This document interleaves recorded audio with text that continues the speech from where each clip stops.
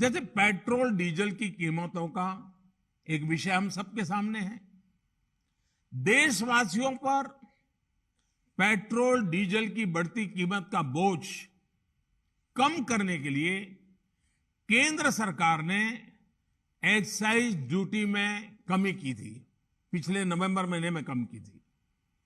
केंद्र सरकार ने राज्यों से भी आग्रह किया था कि वो अपने यहां टैक्स कम करे और ये बेनिफिट नागरिकों को ट्रांसफर करे। इसके बाद पेट्रोल डीजल की कीमतें इन राज्यों में अब भी दूसरों के मुकाबले कहीं ज्यादा है। ये एक तरह से इन राज्यों के लोगों के साथ अन्याय तो है ही, साथ ही पड़ोसी राज्यों को भी नुकसान पहुंचाता है।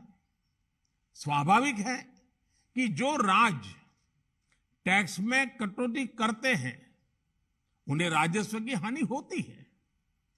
जैसे अगर कर्नाटका ने टैक्स में कटौती नहीं की होती तो उसे इन 6 महीनों में 5,000 करोड़ रुपए से ज्यादा का राजस्व मिलता। गुजरात ने भी टैक्स कम नहीं किया होता तो उसे भी 3,500-4 हजार करोड़ रुपए से ज्यादा का राजस्व और मिलता। लेकिन ऐसे कुछ राज्यों ने अपने नागरिकों की भलाई के लिए, अपने नागरिकों की को तकलीफ न हो इसलिए अपने वेट में, टैक्स में कमी की, पॉजिटिव कदम उठाए। वहीं गुजरात और कर्नाटक के पड़ोसी राज्यों ने टैक्स में कमी न करके इन 6 महीनों में 3,500 करोड़ रुपए से लेकर के 5-5.5 हजार करोड़ रुपए तक अतिरिक्त राजस्व कमा लिया।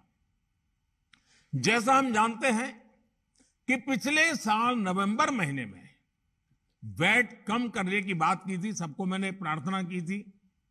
लेकिन कई राज्य, मैं यहां किसी की आलोचना नहीं कर रहा हूं, मैं सिर्फ आपसे प्रार्थना कर रहा हूं, आपके राज्य के नागरिकों की भलाई के लिए प्रार्थना कर रहा हूं।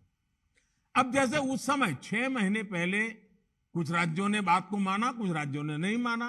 अब कई राज्य जैसे महाराष्ट्र, पश्चिम बंगाल, तेलंगाना, आंध्र प्रदेश, तमिलनाडु, केरला, झारखंड, किसी न किसी कारण से उन्होंने इस बात को नहीं माना और उनके राज्य को, नागरिकों को बोझ कंटिन्यू रहा।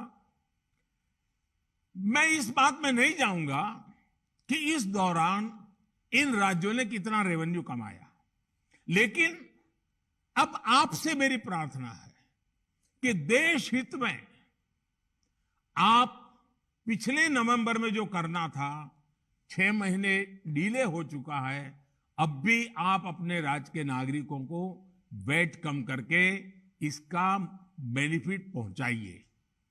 आप सब जानते हैं कि भारत सरकार के पास जो रेवेन्यू आता है उसका 42% तो राज्यों के ही पास चला जाता है।